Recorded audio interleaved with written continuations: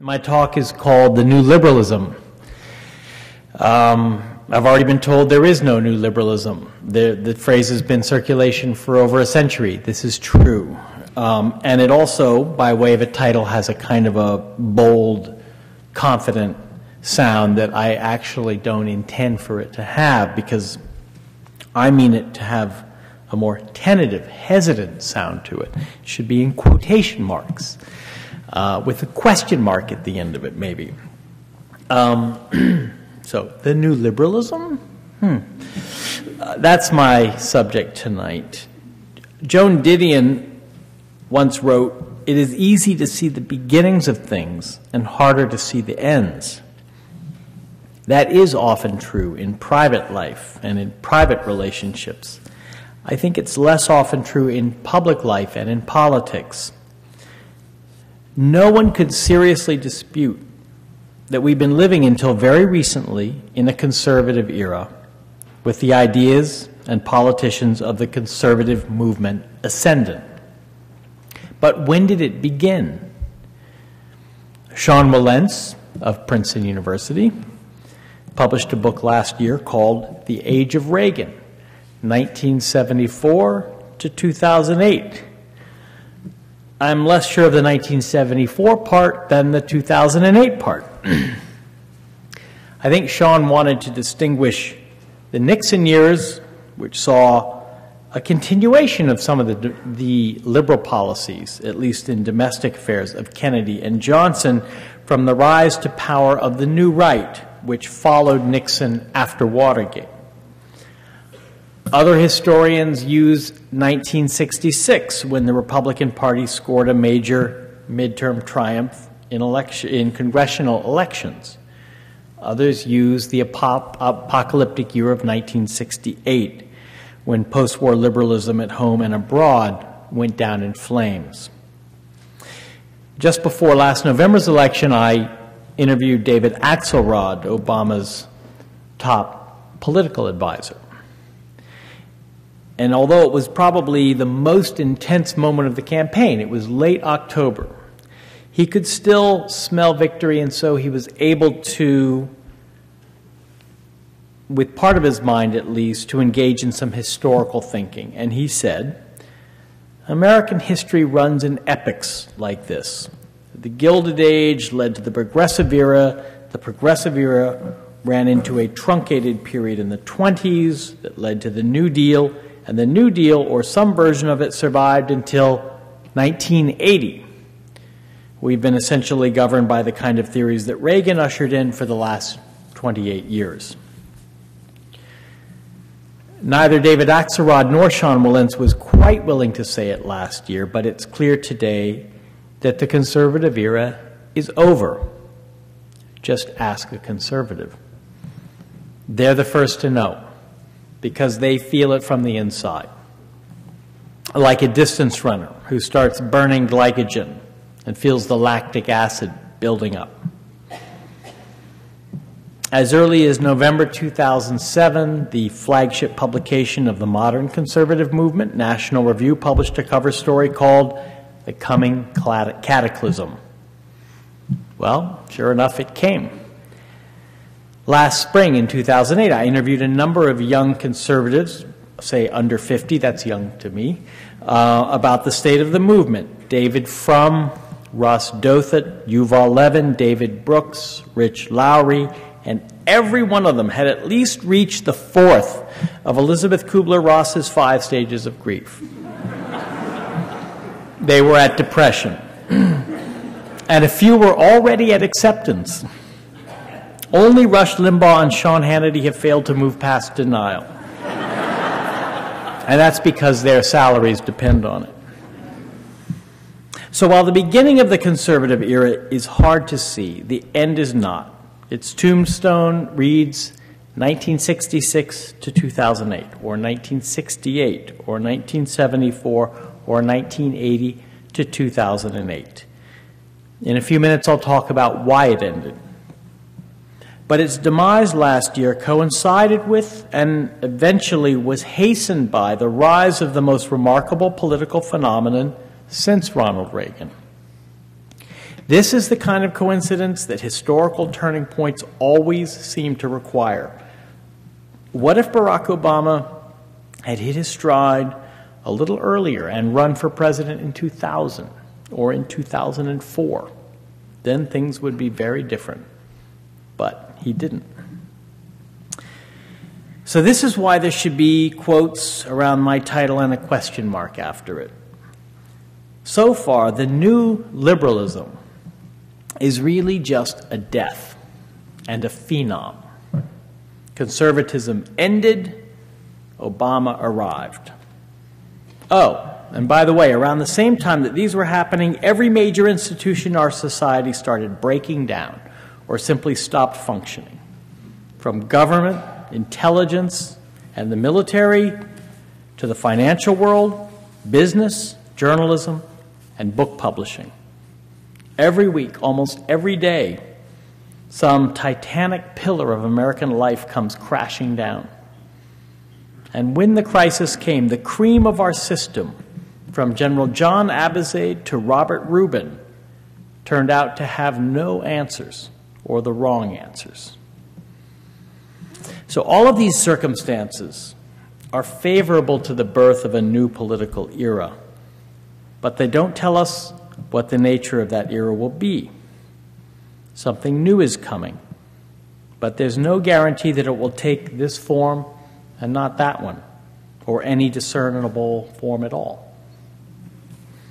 And several elements that are obvious when you think about it of a liberal revival are actually missing. For example, there are no genuinely new big policy ideas.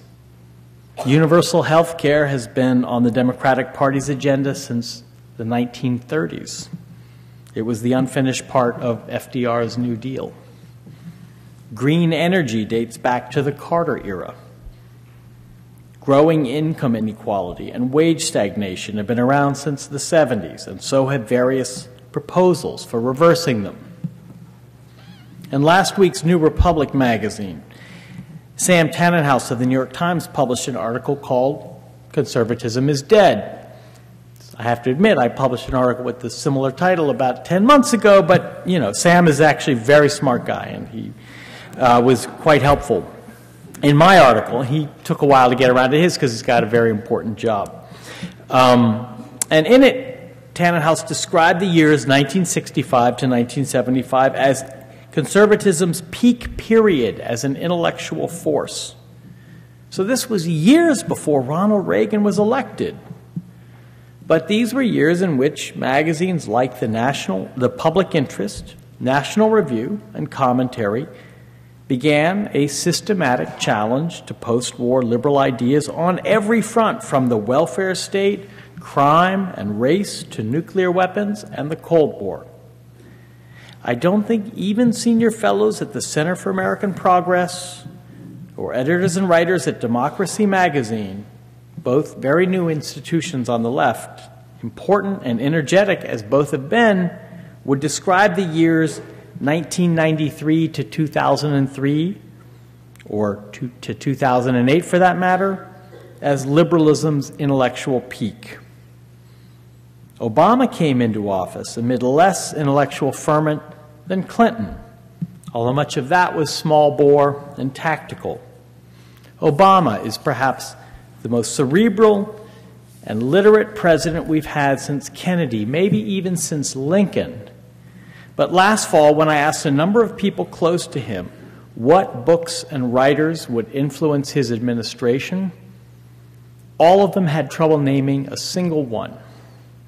David Axelrod called Obama's reading eclectic.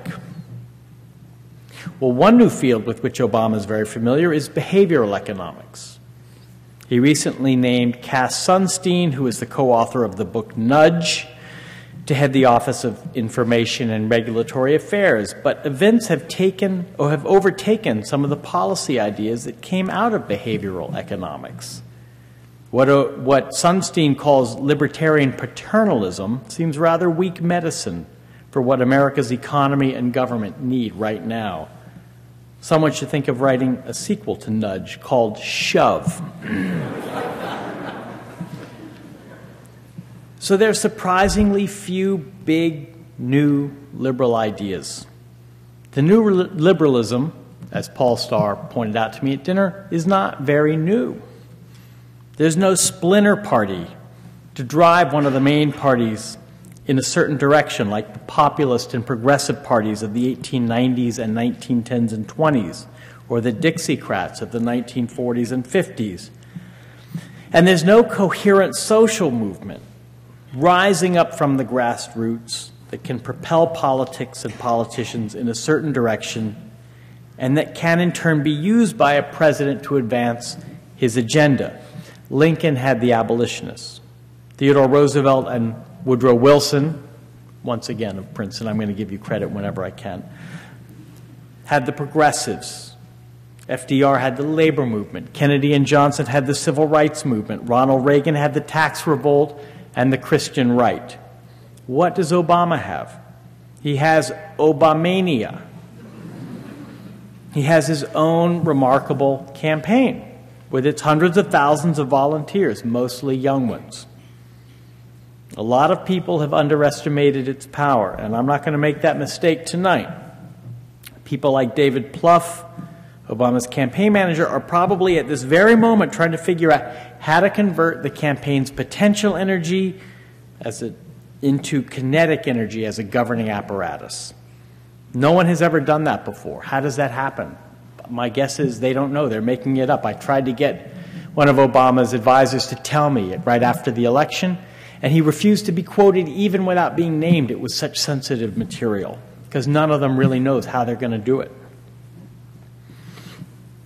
Well, that kind of movement will be handy right about now on issues like the stimulus package making its way through Congress.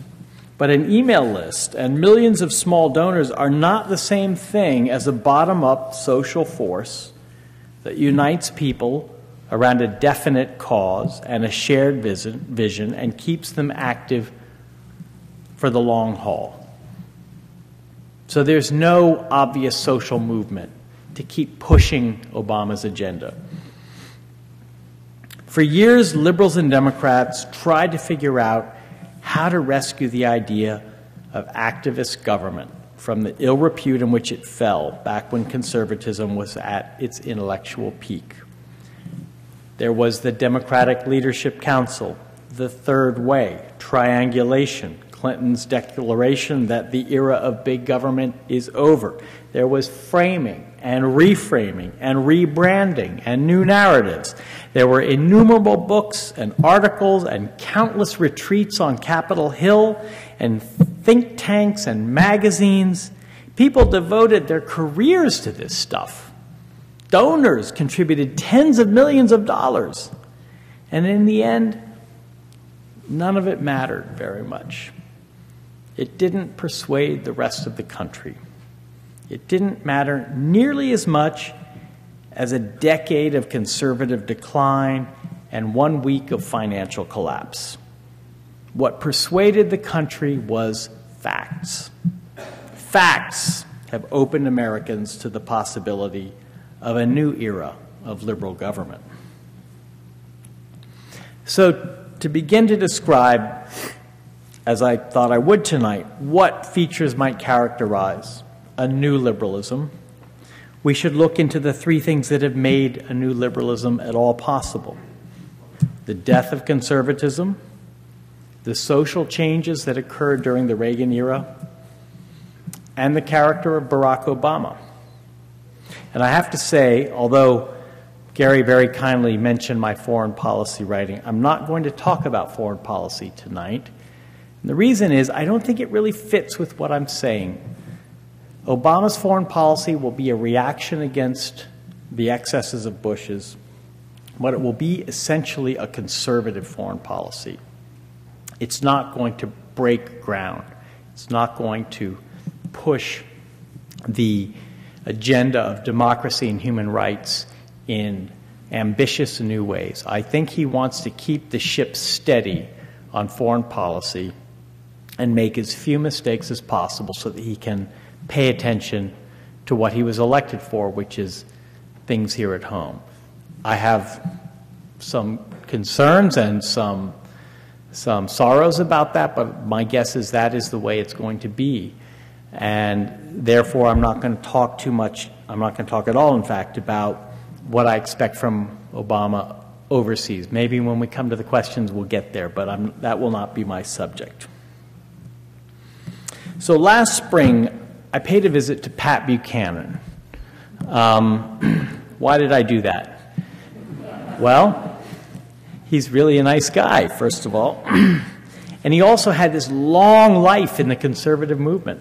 I mean, he went from being an editorial writer at the St. Louis Post-Democrat to being swept up by Richard Nixon in those dark years between 1960, when he lost to Kennedy, and 1968, when he became president. And then Buchanan worked again for Reagan. And since Reagan, he's been a conservative movement spokesman, and so I thought Pat Buchanan will be able to tell me what happened to conservatism. Well, he was very happy to tell me how it began.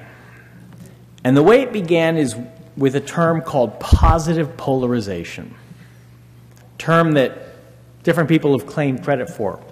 Spiro Agnew, I think William Safire might have said it at one time or other, Pat Buchanan as well. What did it mean? It meant, as Buchanan said to me, using Nixon's campaigns and Nixon's presidency to shear off big chunks of the old New Deal coalition so that the Republican Party would become the majority party. This was the beginning of political conservatism, not of intellectual conservatism. It had begun earlier, but of conservatism as a force in American politics. And in fact, Buchanan was so proud of the work he had done with Nixon that he showed me a memo he wrote for Nixon. I think it was in 1970 or 71. And it was essentially a how-to guide to create a conservative majority. Appoint Southern white, not included in that racist, but that was essentially the idea, Supreme Court justices, so that you shear off the white South from the Democratic Party, which was not all that hard to do by then. Another idea was distribute bumper stickers in the ghettos around the country calling for a black president or vice president. And in fact, the memo said, quote, "We should do what is within our power to have a black nominated for number 2, at least at the Democratic National Convention." Well, last year it worked. In fact, it was even better than number 2. But when Buchanan was pushing that idea, it was an entirely cynical effort to split black and white Democrats. The memo said we would cut the Democratic Party and the country in half, and in my view, we would have the far larger half. This was Buchanan laying out in 1970 the next 30 years of American politics, and it was a brilliant strategy for power, and it worked. The Republican Party became the majority party not only because of what's known as the Southern strategy, but because they found the fragile fault lines in the Democratic coalition and systematically drove a chisel through each one of them so that they sheared off and became part of the Republican coalition. At the same time, at a higher altitude, intellectuals like William F. Buckley and Norman Podhoretz and Kevin Phillips and Irving Kristol and Charles Murray were writing articles and papers challenging different aspects of the democratic post-war political landscape. So there was political strategy, hard-knuckled, hardball, pioneered by Buchanan and others. There was intellectual combat by what became to be known as neoconservatives and others, and there was also grassroots organization going on. And all of this led to the conservative movement taking control of the Republican Party and eventually electing one of its own to the White House, and that was Ronald Reagan. Sean Wilentz, in his book, wrote, "Reagan learned how to seize and keep control of the terms of public debate And that was crucial, not just to win majorities here and there, but to change the way Americans talked about politics, to move the acceptable terms of debate over to the right.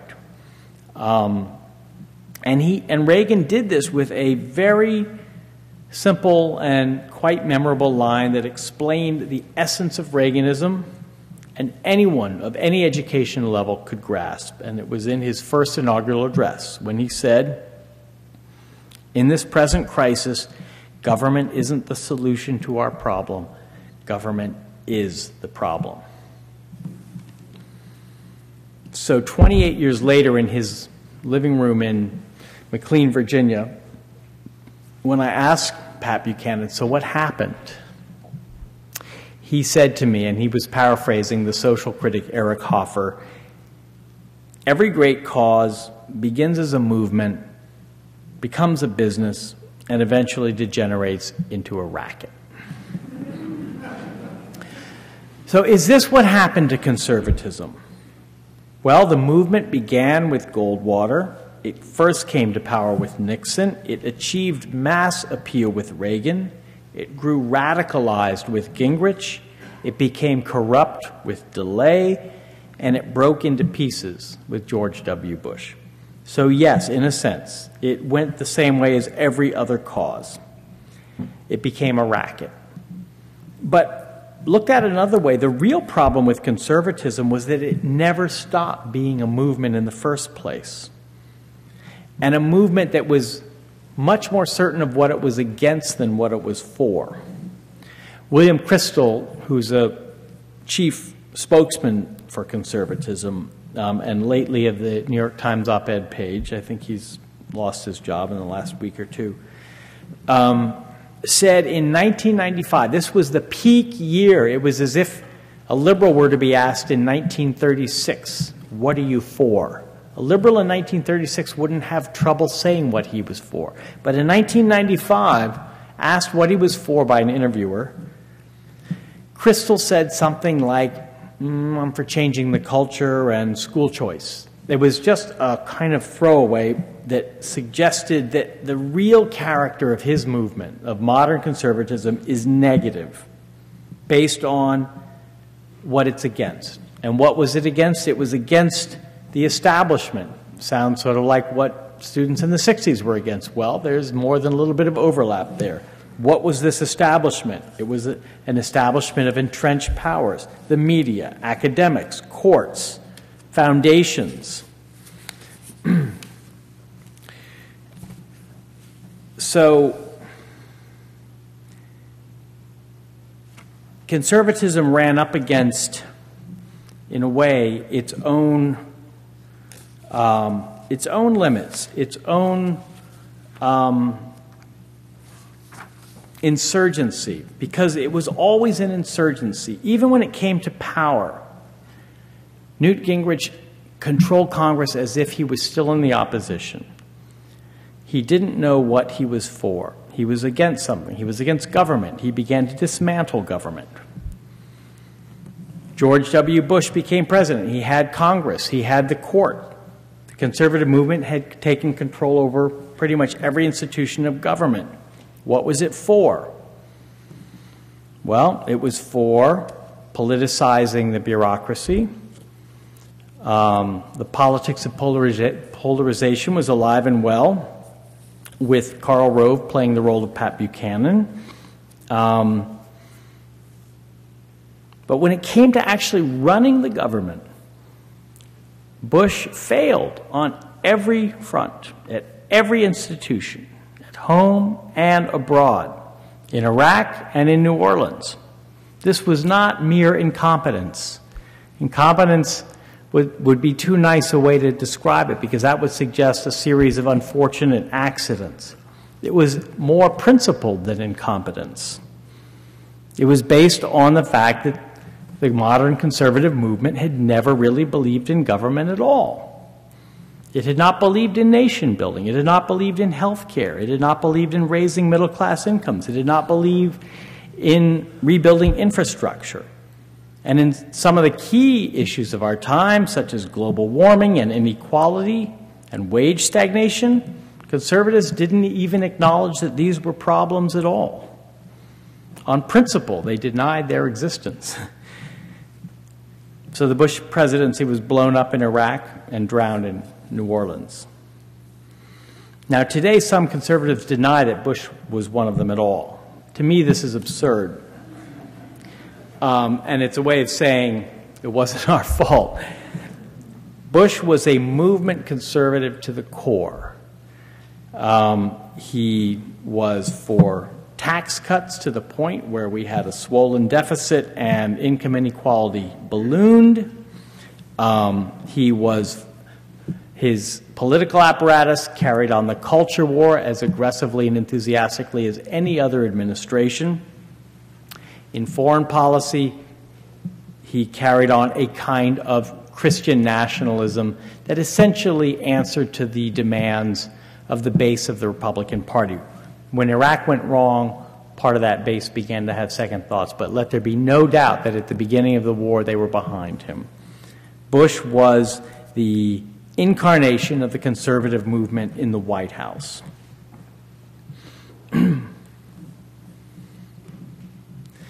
And any conservative who imagines that they will regain power by somehow purging themselves of those impure elements that somehow took over during the Bush presidency and distilling their movement back to its essence are delusional. This is how liberals used to think, right? After 1968, liberals thought we just have to be more liberal, we have to be more pure, and we'll come back to power because we have the country with us. It wasn't true. It didn't happen. And so they had to reform and remake themselves. And that's what conservatives will have to do if they are going to regain power. And right now, it doesn't seem like they're even close to ready to do it. If you look at the website of the Heritage Institution, you've got a big window of Sean Hannity and Laura Ingraham saying, what would Reagan do? That's the question for conservatives. What would Reagan do? Get the right answer, and you'll know how to move into the future. Rush Limbaugh seems to have taken over the Republican Party. He's got Republican congressmen apologizing to him for saying something negative. The Republican stimulus package that came out of the House, it was entirely tax cuts. I mean, economists will tell you that's not a stimulus package, that's an ideology. But the Republicans right now are not prepared to abandon their ideology, even though they've been defeated. It takes a while for defeat to sink into the level where you actually, the cold, hard grip of of rigor mortis can actually be peeled away from what used to work. It's very hard. Even David Brooks, a couple of days ago, wrote a column about the nefarious people living in Ward 3 in Washington. I didn't know what Ward 3 was. It turns out to be the place where lawyers, bureaucrats, and regulators live. In other words, the people who are kind of coming into power. And it felt like, to me at least, like a reaction, a reflex on Brooks's part. He's returning to what he knows, which is to make fun of those liberal do-gooders who used to be such easy targets. Well, right now they're not such easy targets. So to end the first part of this question of how we came to this moment, conservatism died. Why did it die? It died because it stopped answering or even asking the questions that mattered most to Americans. And because once it had the chance to govern by the light of its own ideas, it got bored. Governing is boring. And it could never tell the country what to come together for. Conservatism rose to power in part on the strength of a new kind of populism. Populism in American history has a long tradition, and at times it's benefited one or another political tendency. But in the years since the 1950s, we've all been living with a kind of right-wing populism, which targeted what came to be known as the liberal elite. And a lot of its energy came from below. It fed on a resentment toward elites and institutions. A distrust of experts and professionals. And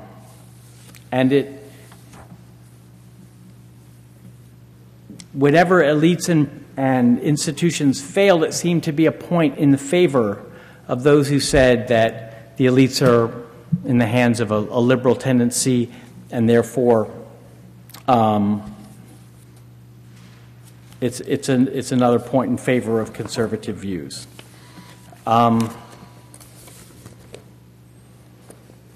Just lost my place for a second here.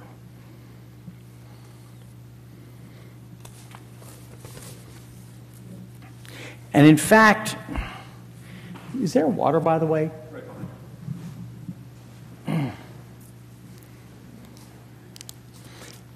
It was fueled all these years by a kind of growing economic desperation of the middle and the working classes, a hatred of media, a hostility to the idea of professionalism.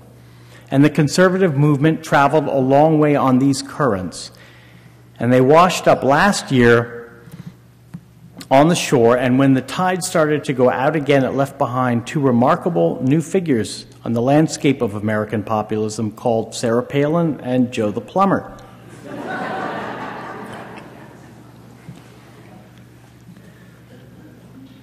Well, populism has cost the Democrats a lot. Beginning in the 70s, the Democrats began to lose more and more of the white working class. Beginning in the 90s, the Democrats began to claim more and more of the educated classes. And I think a key part of the story of the last couple of decades is the way in which the elites and the masses have betrayed each other. Now, to understand that, I want to back up a bit. The 60s and the 80s are often seen as opposites. There was the liberal 60s, the conservative 80s. I think they were continuous. How are they continuous? Because both of them were about freedom. The 60s were about cultural and political freedom. The 80s were about economic freedom. Both of them unleashed the individual from burdens and attachments and obligations that the individual had felt before. They produced together the highest level of inequality that we've seen in this country in a century, and a kind of implosion among Americans in the working class. Today, 300,000 Americans have the same income as the bottom half of the country, 150 million Americans. That's the level of income inequality that we have. The bottom 90% of Americans have the same income today as they had in 1980, and less than they had in 1973. And when we look at the figures, that was from 2006. When we look at the next figures coming from 2008 and 9, I think we'll see that they have even less than they had in 1980. To me, this is the central problem of our time. And it has tentacles that extend into every other problem, from the tax code to health care to education. Larry Bartels, again, Princeton, in a book called Unequal Democracy, which came out last year and which I know for a fact Barack Obama read, details how inequality was not just a kind of mindless process of globalization. It was created and furthered by a series of Republican policies. It was a political as well as an economic phenomenon. But for years, inequality did not make itself felt politically. So from a post-war period in which Americans generally shared a common experience, whether it was the draft or the quality of housing or education, the ability to go to college, we have now entered a period where it's normal for rich people to live entirely different lives from the rest of their fellow citizens, and for working people to live lives of the kind of desperation that used to be found in what was called the underclass.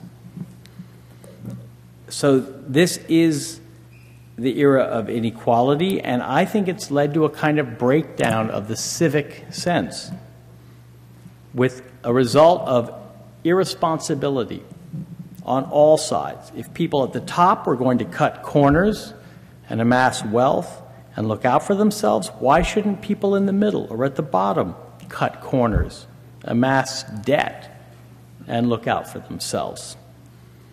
And why should anyone respect anyone else with a degree and a title? So the elites were freed to cheat on their taxes, and the masses were freed to take out subprime loans.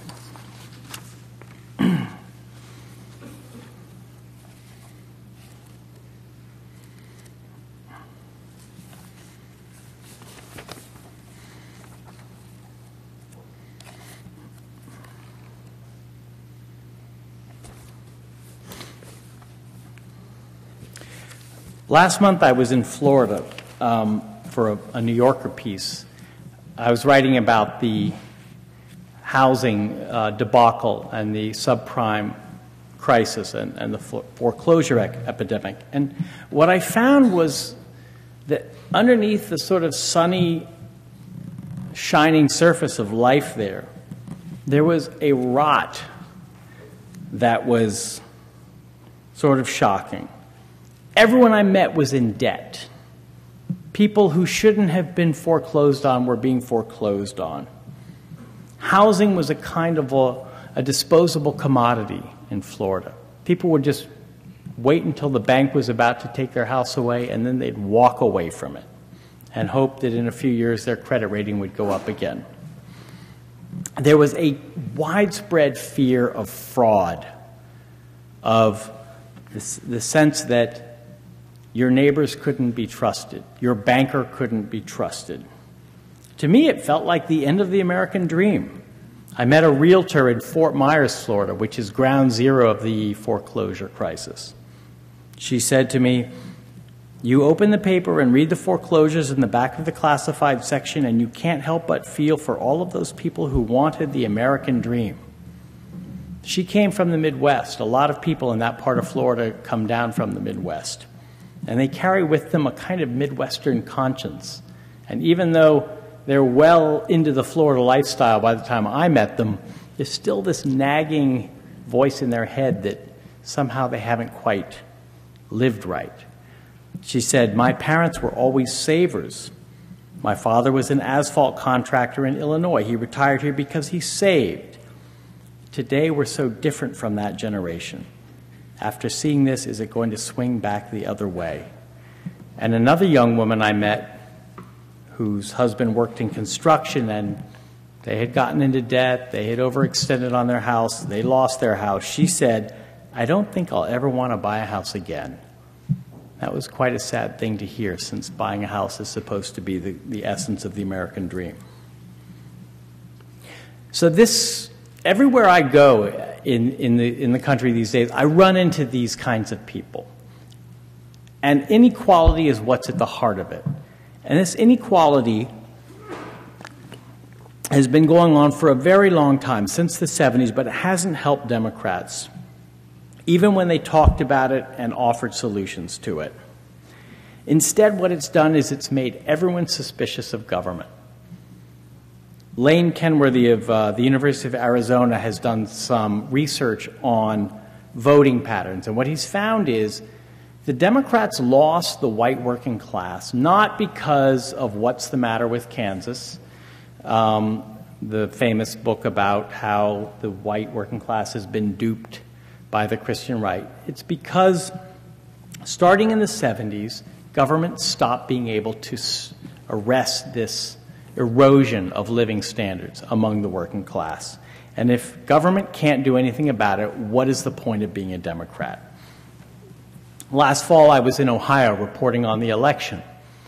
And in Columbus, Ohio, I met a woman named Barbie Snodgrass. She weighed about 300 pounds. She was working 2 jobs. She was taking care of her sister's 2 children. She was making maybe $40,000 a year. Her life was absolute hell. I mean, she didn't have enough money to buy groceries, really. And yet she had a college education, or at least had begun college. And I asked her, well, do you think Barack Obama can do anything for you? What about his tax plan? It's going to raise taxes on people making more than $250,000. Don't you think that might benefit you? And here's what she said to me. How many people do you know who make more than $250,000? What is that, 5% of the United States? It's like hitting the lottery. He'll have to keep going down. And when it's to people who make $45,000 or $50,000, it's going to hit me. I'd have to sell my home and live in a $500 a month apartment with gangbangers out in my yard, and I'd be scared to death to leave my house. So, for Barbie Snodgrass, Obama raising taxes on people making more than $250,000 is going to leave her in a rented house in a slum. That's the effect that 30 years of conservative ideology has had on Americans' ability to imagine that government might actually be on their side.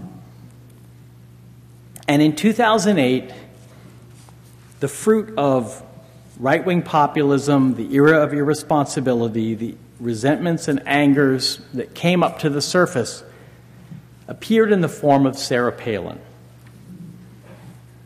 I kept hearing from people in Ohio, I like her because she reminds me of me.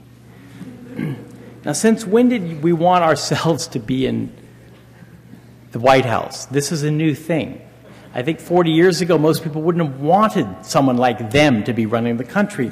But so great is the cynicism, the erosion of confidence in institutions and in professionals that people imagine someone like them could do just as good a job as the people who were doing it. Since when was being like me a qualification? But right now, a qualification is in disrepute. So anyone can be vice president. That was the message of Sarah Palin's campaign. Just as the message of Joe the plumber is that anyone can be a political commentator or a foreign correspondent, which he became recently, or an advisor to Republicans on Capitol Hill, which he was on Tuesday morning. I don't know if you know that. He was summoned by Republican staffers on the Hill to give them some advice. So this is the reductio ad absurdum of populism. It's been there since the beginning of the Republic. I'm not sure it's ever hit such a low as now. Jefferson once said, state a moral case to a plowman and a professor. The former will decide it as well and often better than the latter, but I don't think he had the strange career of Joe the plumber in mind. And last year, for a while, it seemed as if Joe the plumber might defeat Barack Obama. I visited Kentucky, eastern Kentucky, last April during the campaign. That's the Appalachian coal mining part of Kentucky. And people there made it clear to me Barack Obama did not stand a chance. The only Democrat who could possibly get elected was Hillary Clinton. And sure enough, in the weeks that followed, in Pennsylvania, in Ohio, in Texas, in West Virginia, and in Kentucky, he got killed. He didn't help himself with those famous remarks about bitter Americans clinging to their guns and their religion.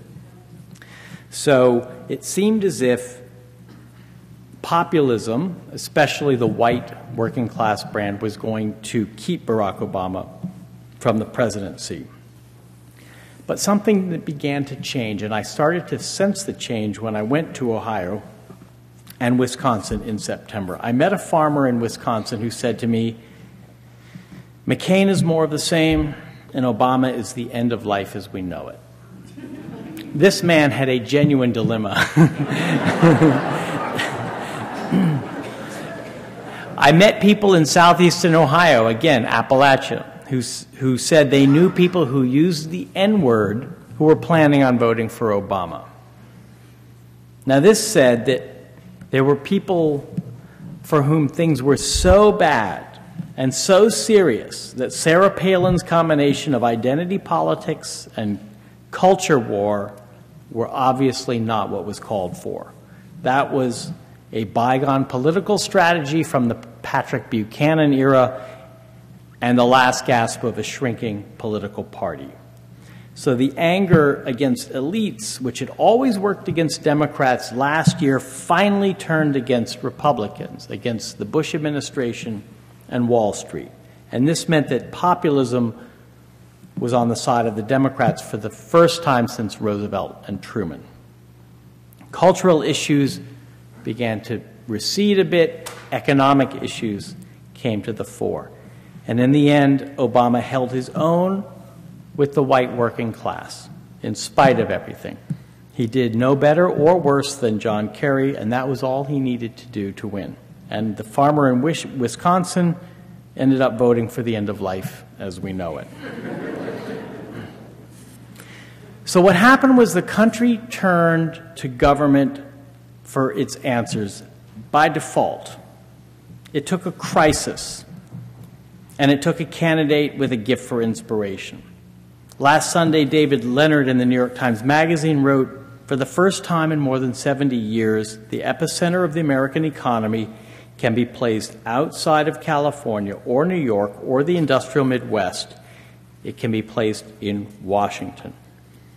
And just before the election, David Axelrod said to me, "The reigning philosophy has been sort of deregulation, supply side, and I think that what you're seeing now is one of those historical rejections that happen at the end of these epics where they just lose energy. And there's usually a concomitant economic downturn, and that's where we are today. And that's sort of what the theory of our race was, that this was one of those periods of change that we encounter every once in a while in our history." So all of these converging factors give liberal government an extraordinary new chance. But all the pathologies of the Reagan decades remain with us. Declining education, declining wages for most Americans, the loss of industrial jobs, inequality, debt, short-term political thinking, and a pervasive distrust of authority and institutions. Everything that brought liberals to power last year could drive them out again. Liberals of an earlier era in the 60s and 70s were very slow to grasp that all their good intentions and their high rhetoric had already lost its charm for what Nixon shrewdly called the silent majority. And the question is, will the mass of people eventually turn against that shining product of American meritocracy called Barack Obama? So how does Obama himself see this moment and his presidency? Well, let's look at his inaugural address. Here are the key words from his inaugural address. A new era of responsibility. Let us set aside childish things.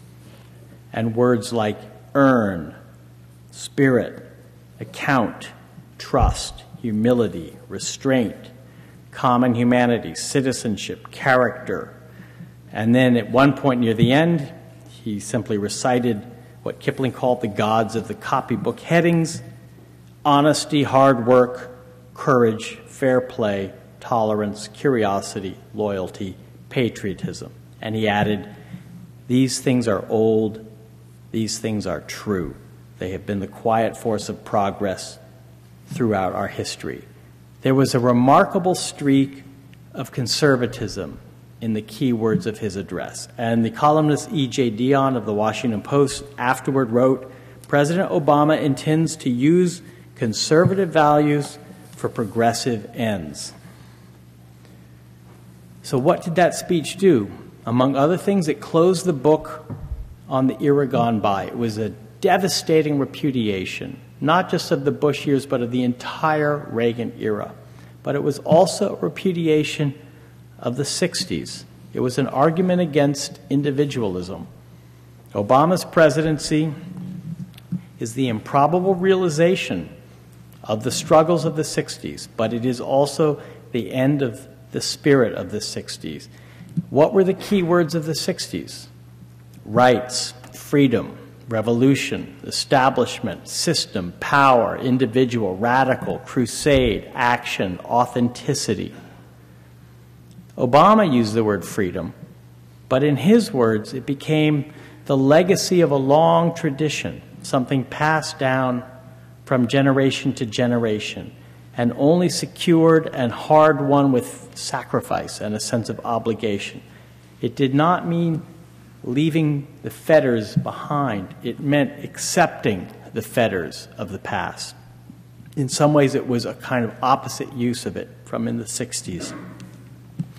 So I would say if the new liberalism is going to have some qualities, it will not have the qualities of 60s liberalism. What other analogies can we look for to understand Obama's language? Well, Richard Hofstadter, sorry, not Princeton, in The Age of Reform, laid out the key words of earlier liberal eras. First, the progressive era. The key words of progressivism, this is Hofstadter, were terms like patriotism, citizen, democracy, law, character, conscience, soul, morals, service, duty, shame, disgrace, sin, selfishness, terms redolent of the sturdy Protestant Anglo-Saxon moral and intellectual roots of the progressive uprising. And then Hofstadter looks through the books of Thurman Arnold, who was an academic of the New Deal era, and who in The Symbols of Government and the Folklore of Capitalism used words like needs, organization, humanitarian, results, technique, institution, realistic, discipline, morale, skill, expert, habits, practical, leadership. And this is from Hofstadter, a vocabulary revealing a very different constellation of values from the progressive era, which arose from economic emergency and the imperatives of bureaucracy. And Roosevelt himself, although in his most famous speeches used terms like morality and the spirit of charity and the sins of the warm-hearted, himself had a kind of hard-boiled and amoral approach to politics. So which era's language more closely resembles Barack Obama's? I think it's pretty clear it's the progressive era's language.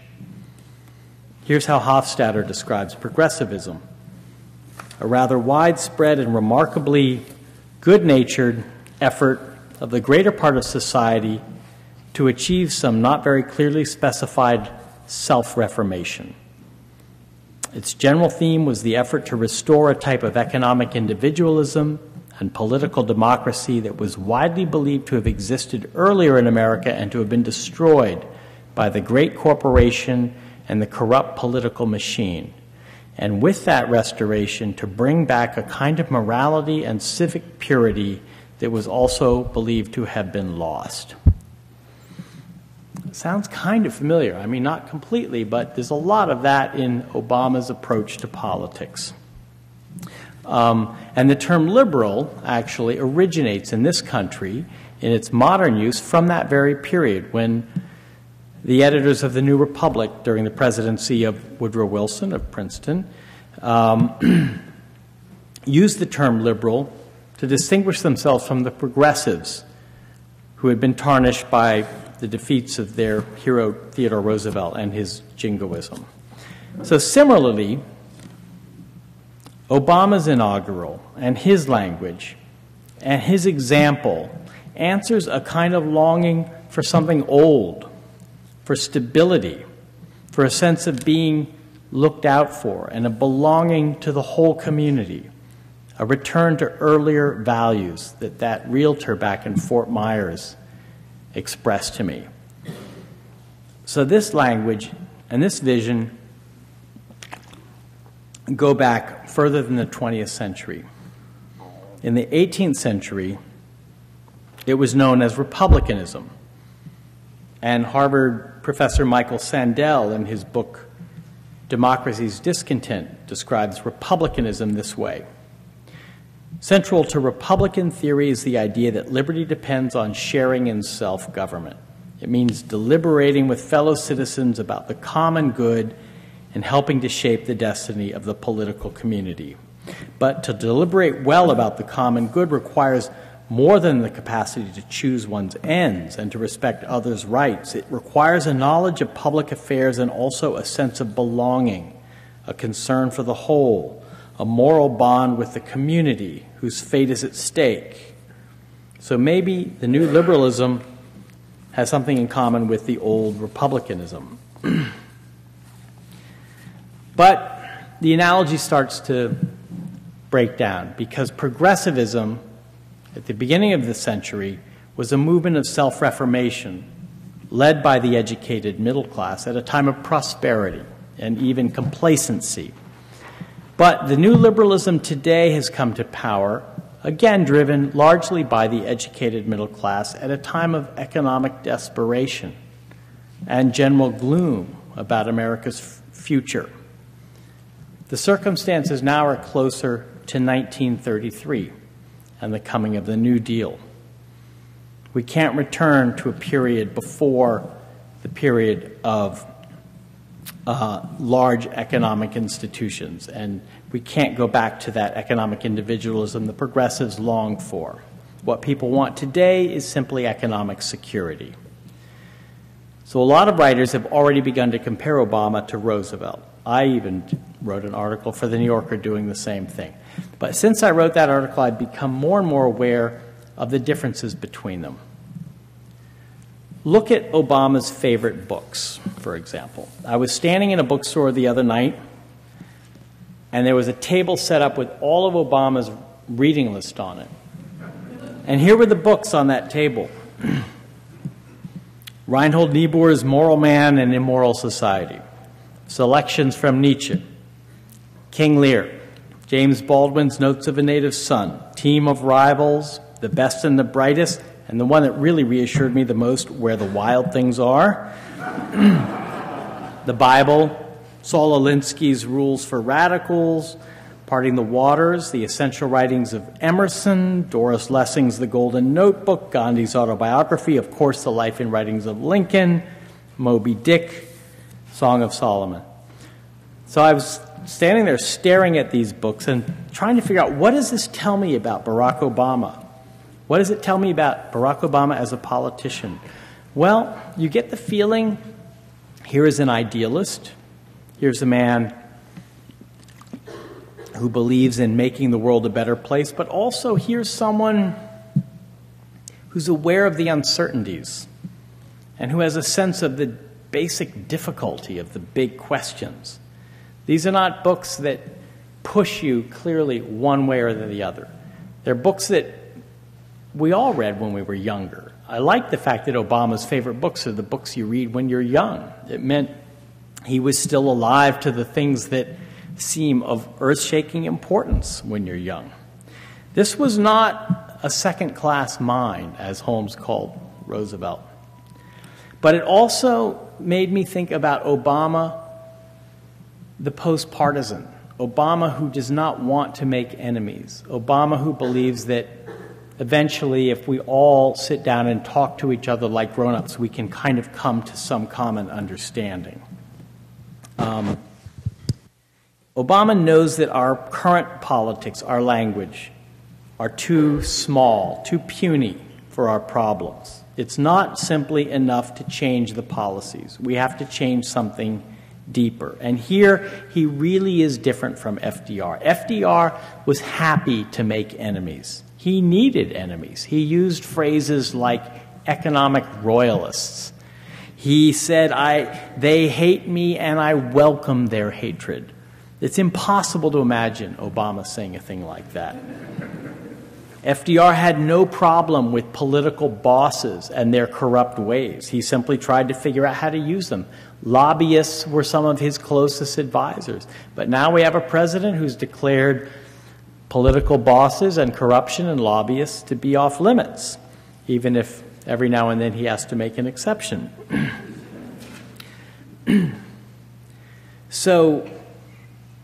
But in Obama, there is a real tension between the liberal ends that I think he does want to take the country to and his own instinct, which is to talk, to have a dialogue, to listen, to come to terms. And We really see this every day you open the newspaper right now. The stimulus package is a great example. Is the best thing for Obama to try to peel off one Republican after another and do it by maybe meeting them at least a quarter way? Or should Obama get up and denounce the entire band of our own economic royalists and draw a bright line on which side people have to figure out where they stand? Well, his instinct is obviously the former. I'm not sure it's working. I'm not sure it's going to work. He's got a huge challenge, and I think he knows it better than any of us. What he has to do is first to solve the immediate material problems that we face, but at the same time to restore our trust in the institutions of our democracy. He has to harness the populist anger that has poured out in the wake of the failure of those institutions and make it his own so that it doesn't devour him, because it will. He has to convince Americans that government can be on the side of ordinary people, something that liberalism's own failures and 3 decades of conservative assault have made to seem almost impossible. And I think his salary cap idea for executives at $500,000 is a great example of how to do it. It's a huge symbol for every American. It's easy to grasp, and it essentially says, now that there's someone in the White House who's paying attention, we're not going to let them get away with it. During the campaign, a journalist from the Times asked Obama if he thought he had a message that was as simple as Reagan's message. Do you have anything to compare with government isn't the solution to our problem, government is the problem? And here's how Obama responded. He said to the journalist, "I think I can tell a pretty simple story. Ronald Reagan ushered in an era that reasserted the marketplace and freedom. He made people aware of the cost involved of government and regulation, or at least a command and control style regulation regime. Bill Clinton, to some extent, continued that pattern, although he may have smoothed out the edges of it. And George Bush took Ronald Reagan's insight and ran it over a cliff. And so I think the simple way of telling the story is that when Bill Clinton said the era of big government is over, he wasn't arguing for an era of no government. So what we need to bring about is the end of the era of unresponsive and inefficient government and short-term thinking in government, so that the government is laying the groundwork, the framework, the foundation for the market to operate effectively and for every single individual to be able to be connected with that market and to succeed in that market. And it's now a global marketplace. Now, that's the story. Telling it elegantly, low taxes, smaller government, the way the Republicans have, I think is more of a challenge. In other words, to be honest, the answer is no. I don't have as simple an answer as Reagan does. The new liberalism is not a coherent doctrine, and it isn't even a clear political strategy, though it has certain traits that can already be discerned. It's morally serious, but it's also youthful and optimistic and even a bit naive. It shares certain things in common with conservatism, not with the modern political ideology of conservatism, but with the older sense of obligation to a larger community. It sees progress by looking backward as much as forward. It breaks very sharply with the recent past, but not with the past itself. It's as concerned with the quality of our democracy as with the quantity of our goods. The new liberalism will define itself by what it does and by whether it succeeds. Thank you.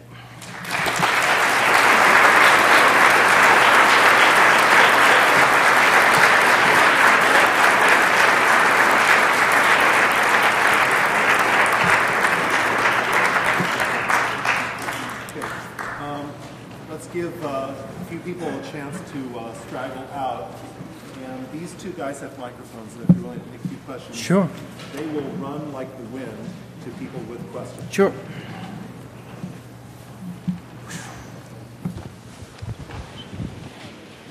Good evening, thank you.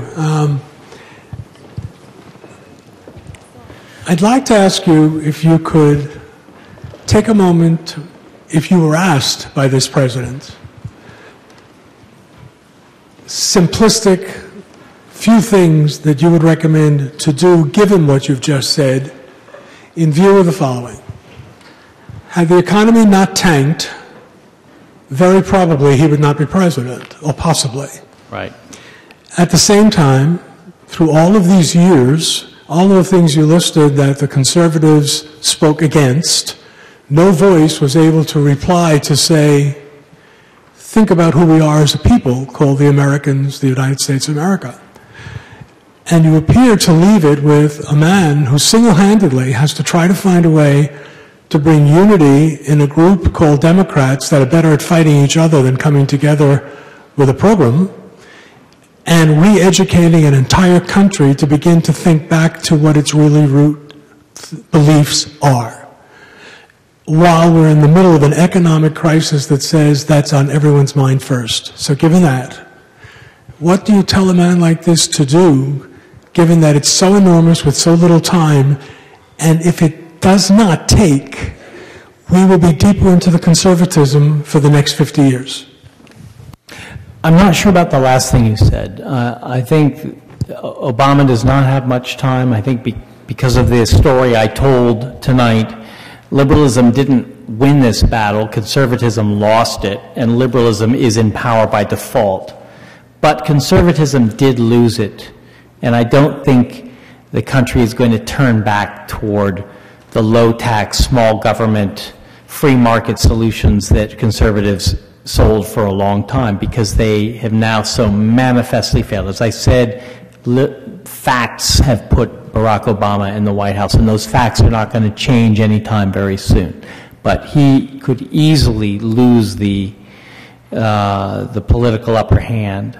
I mean, I think right now he's facing a really difficult challenge for his own instinct. His instinct is to go first to the Republicans in Congress and to say, what do you want? Well, that's not that different from what I want. What do we have to do to get there? And start talking it through. Well, I think the House delivered him a pretty cold slap by receiving him graciously and giving him not a single vote for his stimulus package. I think it's because the Republican Party, which is controlled by the conservative movement, doesn't know how to do anything else. They don't. I think in good faith, some of them are doing it because they don't think that, spending money on the National Endowment for the Arts is, the best way to put together a stimulus package. I think Obama can make concessions on small things. I think he should not make concessions on big things. And I also think that the idea that the stimulus package should be separated from his agenda is absurd. What president who's just won a big victory with a big majority in both houses is going to yield to the idea that he should somehow narrow himself down? He will never have the opportunity he has right now, and I think he's right to try to make the most of it. It may well be that pieces of it tumble, or parts of his package don't get passed, or part of his agenda fails. But I think Ronald Reagan would have done the same thing that Barack Obama is doing, and I think politically it would be the right thing to do. I'm just a little worried that he has a higher estimation of the ability of reasonable people to come to an understanding than actually exists. Reasonable people actually disagree a lot. Yes, ma'am. If conservatism is dead, why are they so potent right now in the House and the Senate, in Congress? They're potent in the Republican Party. They've lost their potency in the country. And the fact that Rush Limbaugh now pretty much speaks for the Republican Party and can get Republican congressmen to apologize for uttering the mildest of criticisms tells you that the extreme and demagogic wing of the conservative movement has sort of inherited the debris, the ruins. And that's normal. That's how politics works. It's going to take a long time for more thoughtful conservatives to rescue their movement from that extreme wing, but they know they have to do it. I mean, I've talked to a lot of these guys, and they speak to me exactly the way I remember liberals talking when Walter Mondale lost in 1984. They're in exactly the same position. So they are not potent nationally. They're potent within the Republican Party, and that's a sign of the weakness of the Republican Party. How many moderates are still left? In the House, maybe 2, 3?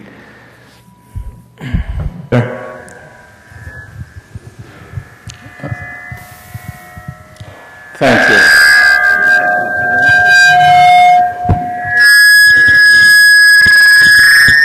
Turn it off. Speak. Yeah, No, just do it without... Use the microphone. I very much appreciate the idea You have to repeat the question. of a nature that is overseas to the side. I think it's very interesting your description of this new liberalism as a kind of a mishmash. Now, I'm just wondering if it's really too simple-minded, or maybe there's something obvious here that the liberalism of the 1960s was dedicated to war, perhaps even endless war, and this mishmash of the new liberalism may also, in fact, be dedicated to endless war. Yeah, I mean, I guess the question is, was the liberalism of the 60s essentially dedicated to war, and is liberalism today dedicated to the same thing? The liberalism of the 60s was dedicated to ending a war, and that became the default position of the Democratic Party for a very long time. I think Barack Obama wants nothing more than to end the war in Iraq. I think he will do it. It may be ugly, but that is his goal, and he will do it. And as for Afghanistan, he has staked out the very difficult position that we can't afford to lose this, and that we are losing it, which is true. We are losing in Afghanistan. Now, whether or not those two wars seem different to you, whether or not winning or losing matters to you is your own affair, but I don't think it's fair to say that this is the definition of Obama's presidency. I think he's inherited two wars.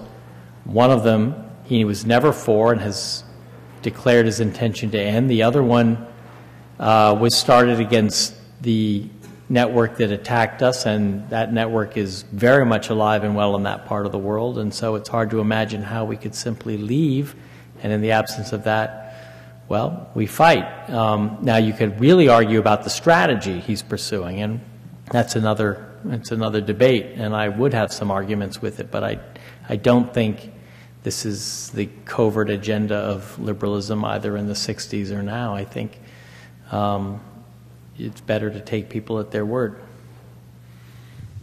Yeah, commentators that I hear are starting to wonder and muse whether he's being rolled by the Republicans.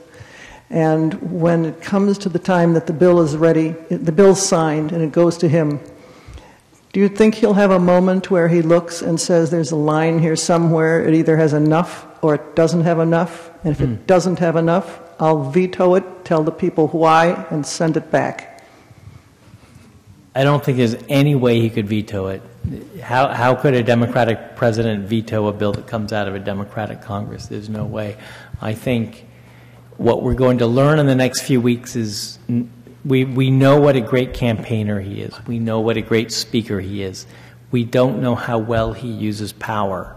He has never used power on anything like this scale. FDR turned out to be magnificent at using power, and it takes ruthlessness. It takes a willingness to cut loose your friends.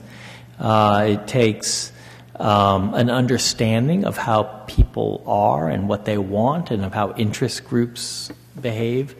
Is Obama too high-minded for all of that? I hope not, because if he is, then he's not going to be a very good president, because that is what politics is about. And the stimulus package is the most enormous, ambitious, big project for any brand new president to try to undertake, and it's going to tax those abilities to the limit, and we'll find out whether he has them or not.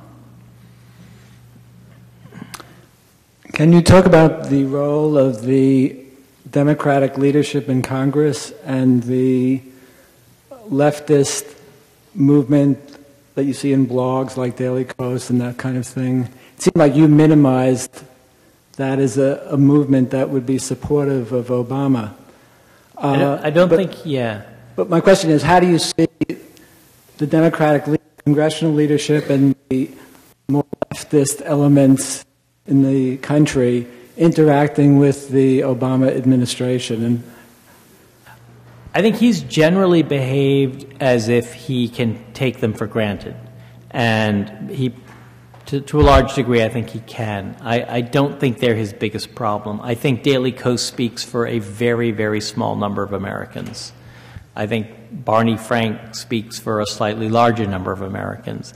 But the left wing of the Democratic Party is not where the balance of power lies. And the danger is that Obama, with his, as I said earlier, his sense that we can all sort of come to terms if we behave reasonably, might forget that there are people on his own team who don't share his idea of what being reasonable is. And he doesn't want to have to put out fires while he's dealing with this staggering array of problems and tasks on his agenda. But I think Daily Kos and the left wing of the Congress are way, way down on his list of worries right now. Okay, so because of time, I think we'll have time for one, maybe two short questions over there. But I wondered about the converse question to this question about Daily Kos and the left, which is about the American conservative movement. There was a passage about one-third of the way through your talk in which you talked about people like Ross Douthat, who are in acceptance over, who came to acceptance about where things have gone for people who self-identify as conservatives. So despite the fact that you've talked about conservative strains in what Obama has said, there's a group of people who say that they're conservative and who self-identify in that group. Who on that side do you see as pulling together and thinking about new ideas that are going to be interesting in opposition? Because what they're doing is forming an opposition to the government that's going to be in place for the next few years. Who on that side is interesting? Right. Well, first of all, I hope I drew a distinction between the conservative values that you find in Obama's inaugural address and the ideology of the conservative movement. These are not the same thing. If anything, the conservative movement has been radical in trying to uproot what has become the status quo in American society, such as Social Security. So they're far from the same thing. Obama is a conservative in the small c traditional sense. And I think his liberalism is more conservative than the liberalism of most of our recent liberal leaders in that sense. But it has nothing to do with the radicalism of conservative ideology in the Reagan era, which means essentially dismantling government. There's nothing conservative about that. That's the opposite of real conservatism. But if you're looking for conservatives who've kind of faced the music, that's what you're asking. Who has really figured out that they have gone seriously wrong? Well, David Frum, who was a Bush speechwriter who wrote the phrase axis of evil and the book The Right Man, you know, that's pretty far off the rails. David Frum is now saying, you know, we need to figure out how we can come up with conservative answers to the problems that Americans regard as problems. Global warming, healthcare, wage stagnation. These are problems that conservatives for years didn't even think were problems. You couldn't get a conservative to say there was such a thing as inequality or that it mattered. Well, David Frum now thinks it matters. Ross Douthat thinks it matters.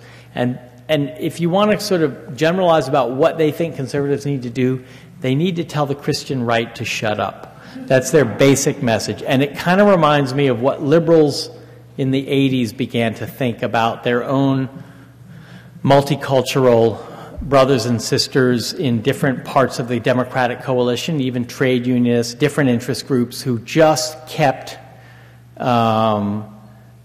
pushing the Democratic Party in a way that the majority of Americans did not want the country to go. So I think the Republicans have a very similar problem with their own interest groups. Sarah Palin is identity politics incarnate.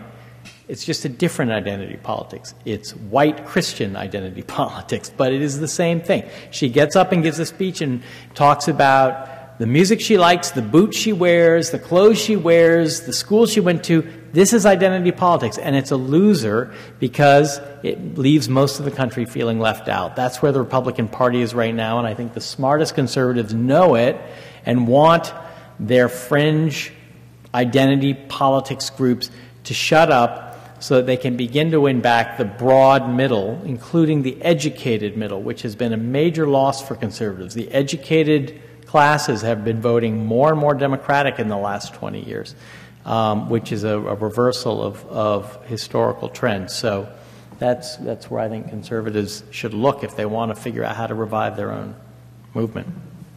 Maybe one more question? When I was in the hospital in Philadelphia this fall, I had a nurse, African-American nurse with a very good bedside manner, and one time I was reading that Barack Obama was the sixth cousin of Brad Pitt, and I said, what do you think? And she said, oh, Barack is cuter. Departing from that thought, other less sympathetic women have observed that Barack was influenced by people of the far left, communists, radical socialists, William Ayers, and they listed a whole bunch of others. If he was mentored by all those people, how has he digested that upbringing? There's nothing radical about Barack Obama. That's what it... I know, like. They said it throughout the campaign. Where are they now? Are they tracing the radicalism of his appointments, to Treasury Secretary and Defense Secretary and explaining how keeping Robert Gates at the Pentagon is actually going to further William Ayers' agenda in, overthrowing the government? I mean, it was hollow. It was nothing. It was pure political bullshit. And it was the sign of a movement and a party that had run out of energy, if that was the best they could do. And now there's not even an intellectually honest effort to account for what they said throughout the campaign. They've just forgotten it. Punditry gives you the right to forget what you said yesterday and say something different today. And right-wing pundits are taking full advantage of that privilege. So now we'll hear other things about Obama. The radical Obama is yesterday. That was the campaign. And it never was true in the first place. It was simply propaganda. And it was a sign of how far the conservative movement had fallen. Okay, so I see that there are more questions. I hope people will come up. I'm sorry to cut it off because we're running very long, but I hope they'll come up and join me in thanking George Patrick. Thank you.